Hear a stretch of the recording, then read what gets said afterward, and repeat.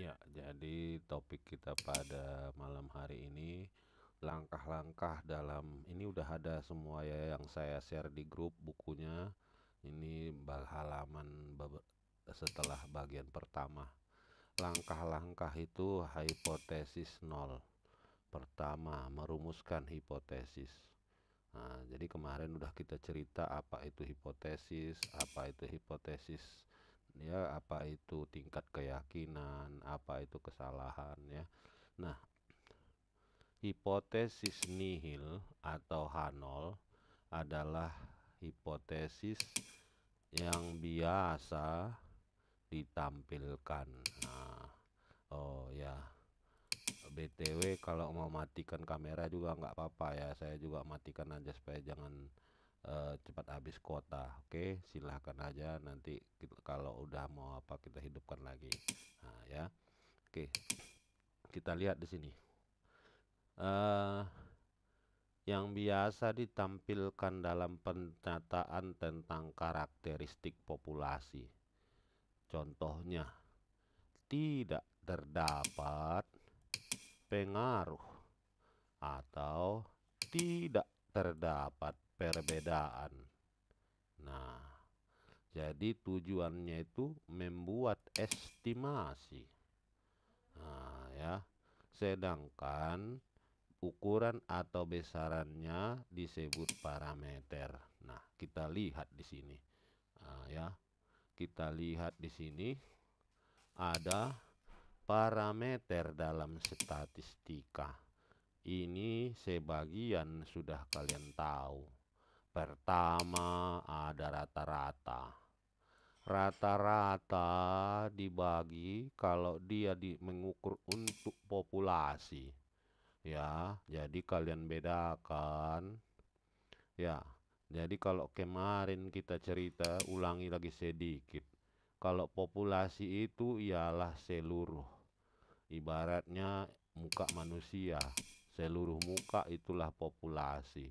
Kalau dia sampel, yaitu bagian muka yang diambil. Contohnya jerawat di sini. Ya, inilah sampel diambil untuk mewakili muka keseluruhan. Ya, pahamlah kalian itu. Nah, kita lihat lagi. Semua, nah, dalam statistik itu menggunakan huruf Yunani ya, huruf Yunani. Ah, atau dalam bahasa Inggrisnya, ih kok kayak gini nih ya, payah diketik. Oh, tunggu sebentar, nggak usah pakai ini. Kita pakai yang ini saja, yang Jumit. Nah, ini aja kita pakai supaya bisa enak menulis-nulis di apa. Nah, kita lihat ya, semua dalam rumus statistik itu menggunakan huruf Yunani. Nah, A, B, C, D kalau huruf biasa ya kan. Kalau Yunani dimulai dari alfa, beta. Nah, ya. Nah, itu bisa kalian lihat. Ada huruf besar, ada huruf kecil.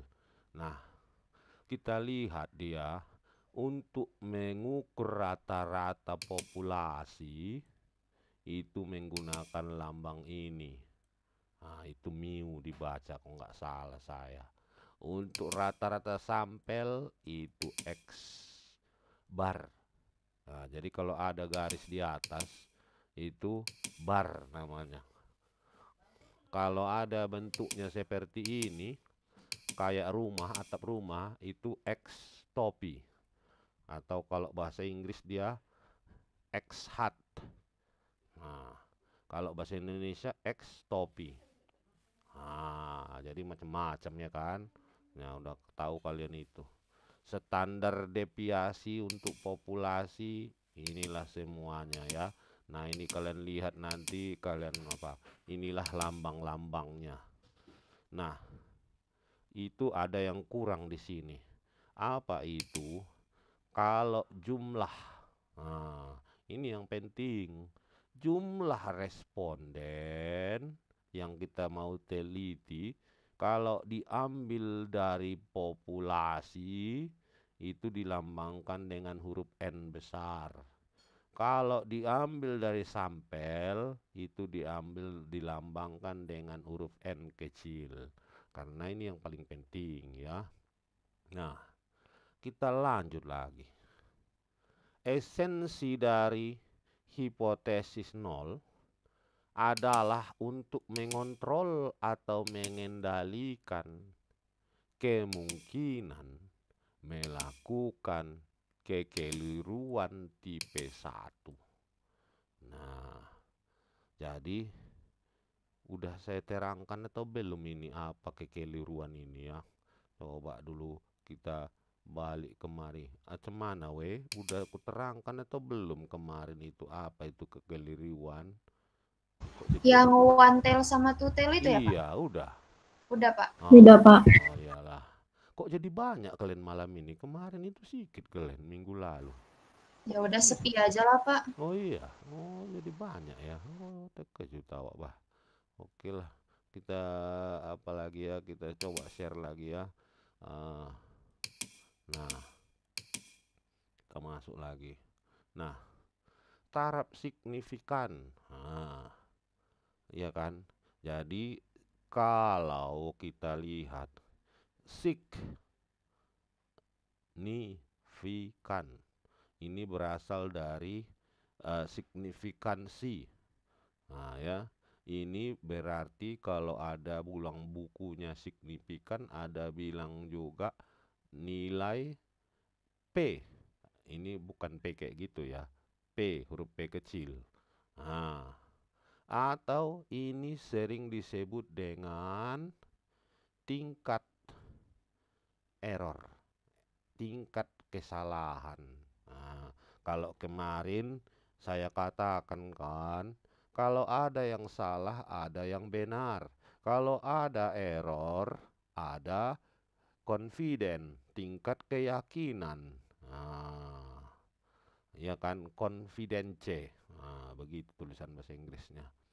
Nah, kita lihat. Jadi, kalau error kadang dibilang orang signifikan. Ada yang bilang p-value katanya.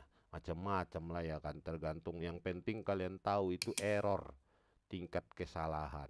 Nah, taraf signifikan atau taraf keberartian adalah pedoman tentang besar kecilnya kesediaan peneliti untuk membuat keputusan dalam membuat kekeliruan tipe 1. Dalam penelitian sosial, terdapat dua nilai yang lazim digunakan, yaitu 0,05 dan 0,01. Nah, ini salah ini ya. Kenapa? Kalau penelitian sosial, itu yang sering dibolehkan itu adalah 5%. Kalau dirubah ke dalam bentuk desimal itu 0,05. Yang satu lagi 10%. Itu menjadi 0,1. Nah, ya, jadi bukan 1%. Kalau dia 0,01 ini kan sama dengan 1%. 1% itu biasanya untuk penelitian sains, bukan ilmu sosial. Nah, kita lanjutkan lagi. Makin tinggi resiko dari kesalahan yang dibuat, makin rendah taraf signifikansi yang digunakan. Suatu penelitian disebut signifikan atau berarti bila peneliti memperoleh H0. Dengan begitu menolak H0, menerima H1. Ini teorinya saja ini semua. Nah, kriteria pengujian. Ada namanya uji T, uji F, uji R, uji X kuadrat. Macam-macam lah namanya ya. Nah, tahap selanjutnya menghitung. Nah, kan kemarin ada saya bilang. Statistik inferensi tidak lebih dimulai dari permasalahan. Udah ada permasalahan, baru kita rumuskan masalahnya. Nah, karena tak semua permasalahan bisa dipecahkan. Baru kita buat dugaan kita apa jawabannya. Dugaan sementara atau hipotesa kita. Hipotesa inilah ada dua, H0 atau H1. Nah, ya kan? Kalau kemarin secara gampang saya bilang, kalau H0 ini benar, nah, berarti H1 salah. Nah, begitu ecek-eceknya supaya mudah kalian paham. Nah, setelah kita hipotesa, langkah selanjutnya adalah menghitung. Nah, menghitung itu tentunya menggunakan rumus. Nah, setelah kita hitung, baru dibandingkan.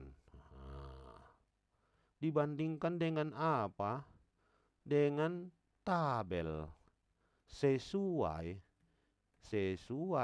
dengan rumus yang kita pakai. Nah, begitulah jadinya. Nah, sesudah itu apa jadinya? Baru sesudah kita bandingkan, baru kita tahu apakah yang dihitung.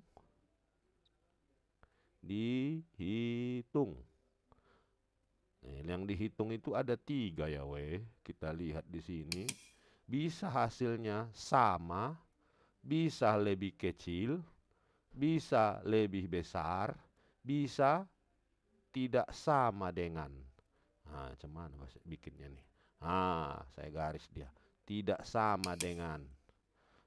Yang dihitung bisa sama dengan, lebih kecil, lebih besar, atau tidak sama dengan yang di tabel. Ya, jadi udah itulah semua sebetulnya prosesnya. Dari sini, ya, dari udah sampai kita ke titik ini kan, inilah tahap terakhir. Kita buatlah kesimpulannya. Apa kesimpulannya? Nah, jadi kita pahami dulu cara kerjanya. Jadi statistik inferensi adalah membandingkan yang dihitung dengan yang ditabel. Oke, kita lanjut lagi ya.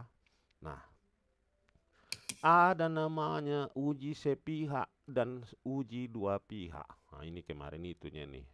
Ya, kita lihat. Penerimaan dan penolakan H0 didasarkan pada daerah penolakan dan daerah penerimaan dalam distribusi samplingnya yang tergantung pada sifat hipotesis alternatifnya. Perhatikan tampilan umum hipotesis alternatif. Penelitian korelasi yang menguji hipotesis parameter hubungan antar variabel berikut. 1. H1 nilai P-nya signifikannya lebih besar dari 0.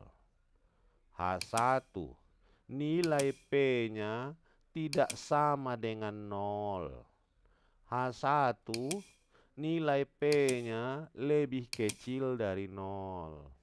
Nah, berarti kalau ada lebih kecil, ada lebih besar. Kalau ada sama dengan, tentu tidak ada juga tidak sama dengan. Jadi hanya 4 lambang ini saja yang mesti kalian ingat.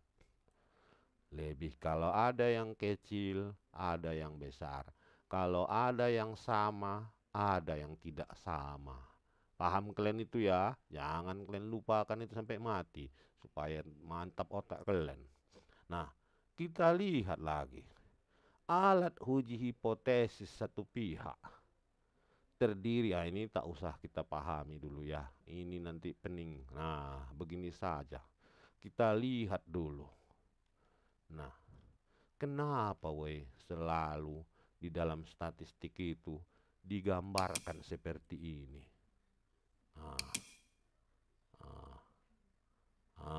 Ini digambarkan dia.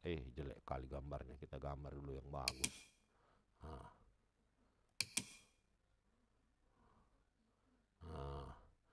Ini adalah gambar namanya kurva normal.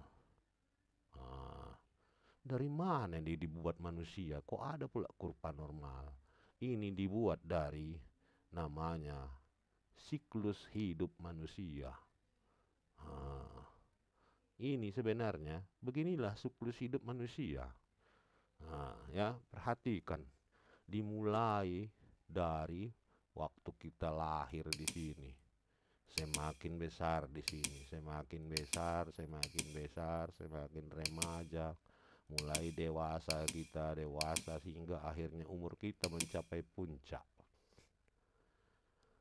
Makin menua kita menurun, menurun, menurun, menurun, menurun, mati di sini.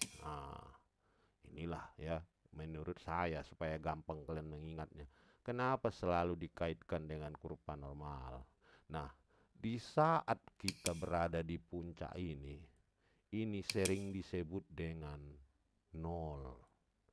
Di saat kita waktu kecil dulu, itu sering dihitung sebagai negatif 1. Di saat kita mau mati akhirnya, itulah dia positif 1. Jadi hidup manusia itu tidak lebih dari antara negatif 1 sampai 1. Paham kalian itu Paham itu ya. Jadi jangan sombong di dunia ini, hanya itunya hidup kita. Nah, di dalam perjalanan kadang ada yang lambai di sini.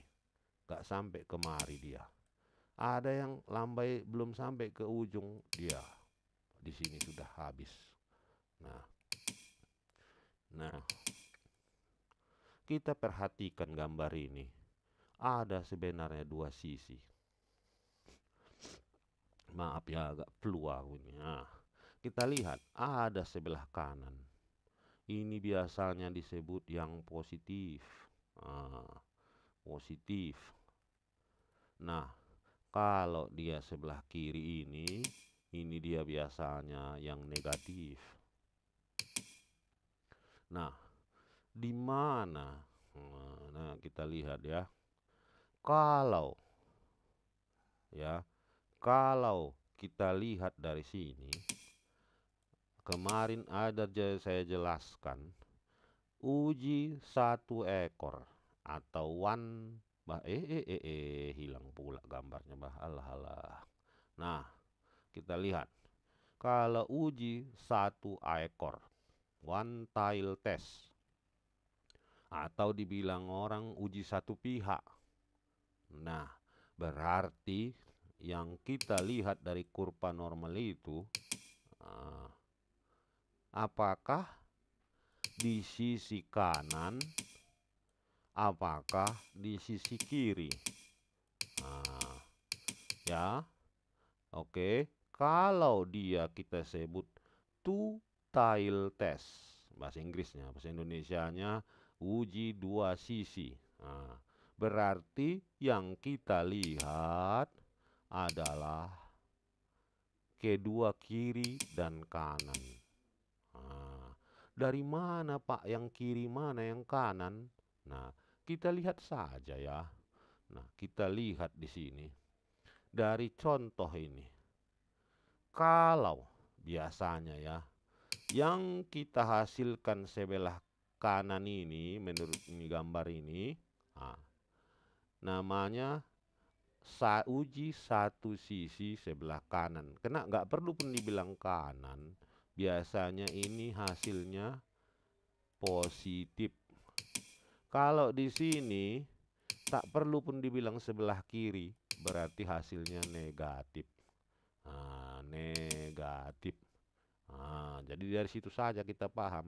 Semua yang kanan atau kiri itu menentukan yang apa? Yang ditolak. Berarti kalau kanan ditolak, berarti kanan ditolak, menghasilkan kiri diterima. Kan selalu berlawanan di statistik ini. Kalau kiri ditolak, berarti kanan diterima. Nah, ya kan? Nah, artinya kalau ini nilai kita yang kita hitung itu berada di sebelah kanan ini, berarti ini kita tolak, diterimalah sebelah kirinya. Nah, kalau ini yang dihasilkan perhitungan, inilah yang ditolak yang kiri ini. Kita terimalah yang sebelah kanan. Oke. Kita lanjut. Nah, daerah penolakan ini dia. Nah, itu tadi satu sisi. Kalau dia dua sisi. Nah, supaya gampang. Nah, kalaulah dua sisi atau two-tailed test. Nah, atau dua sisi. Nah, berarti kita gambar dari kurva normal itu sap, sap, sap. Yang kiri dan yang kanan yang ditolak. Nah, jadi artinya apa? Artinya karena dia dua sisi, berarti kita, kalaulah kita memakai error atau signifikan, nah, atau nilai p value, nah, sebesar 5%, maka yang kita pakai menjadi 5/2, berarti 2,5%. Kalau dia 10%, maka yang kita pakai menjadi 10/2, 5%. Nah, pertanyaan, di mana-mana kalau kita lihat kurva normal, ya, seperti ini walaupun ke ujungnya tidak pernah ini nempel. Ya, ujung-ujungnya tidak pernah itu dari sini langsung kemari. Kenapa? Nah, kita coba dulu tanya ChatGPT ya. Nah, kenapa ujung kiri dan kanan kurva normal tidak pernah bersentuhan? Nah, kita tengok ya, tanda tanya, tek tek tek tek tek, enter. Nah, apalah katanya? Nah,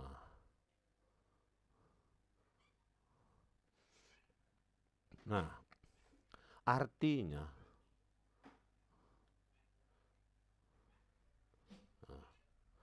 nah, nampaknya kalian biar aku besarkan sedikit.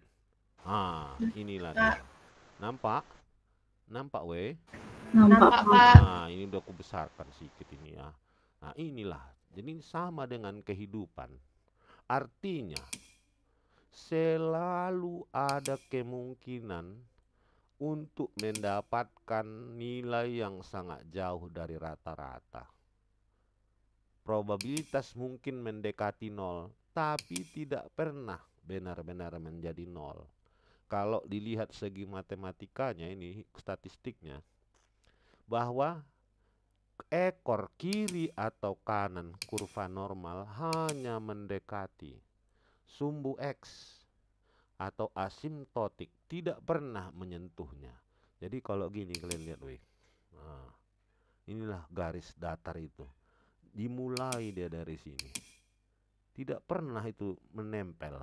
Jadi kalau kalian nanti disuruh gambar, nah, iya kan? Nah, sampai mau dipanjangkan pun nanti dia tidak akan pernah menyentuh. Ya, jadi secara kita lihat di kehidupan kita bahwa memang kita pun tidak ada yang sebenarnya mulai dari titik nol, ya. Walaupun kita bayi, ya, kalau semua kita pernah bayi, ya, tidak ada yang bayi murni tidak punya pengetahuan. Bayi ada pengetahuannya. Nah, ya, sama di saat akhir kita nanti kita lihat di sini kenapa dia tidak pernah menyentuh? Karena kita habis pun di sini tidak akan pernah ada manusia yang habis. Nah, ya, kalau sampai di ujung, kalau sampainya di sininya, di sini, ya kita nggak tahulah.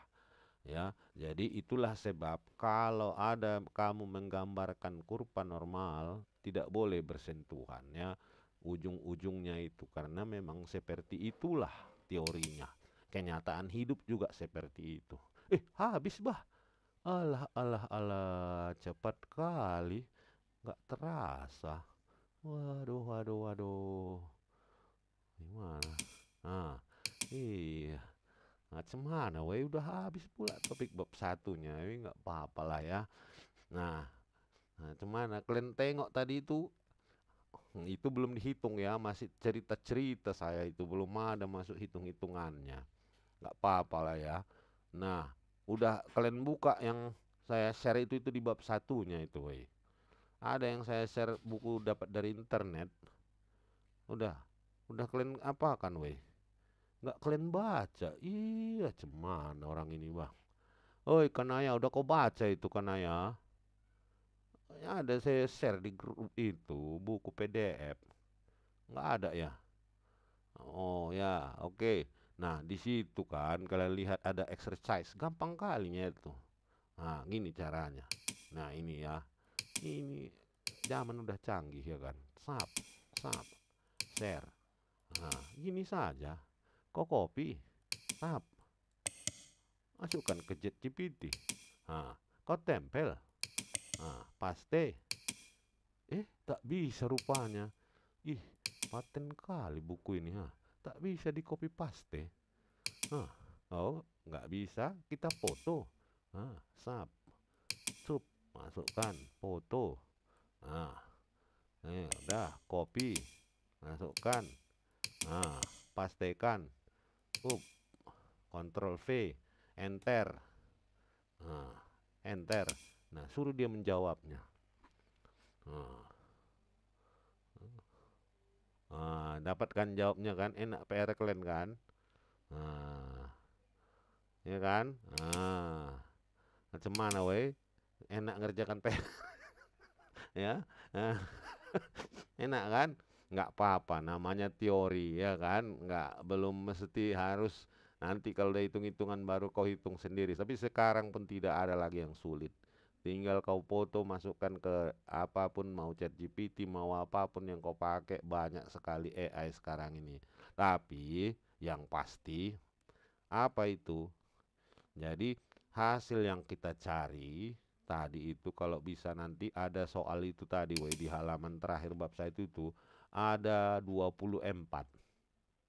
Nah, itu nanti kau tanya ke ChatGPT atau apapun yang kau pakai, mau Gemini, mau apa lagi ya? Apa lagi weh yang AI itu? Gemini terus. Nah, apa lagi? Siapa? Yohana. Kau tahu Yohana apa? Yang biasa kau pakai apa? Hah? GPT, Pak. GPT. Perplexity. Ya, silahkan. Nanti kau tulis tangan semuanya ya. Kenapa harus ditulis? Supaya kita juga memeriksa. Karena namanya AI itu buatan manusia. Pasti ada salahnya, tidak ada yang sempurna. Rekamannya belum saya matikan. Nanti terekam.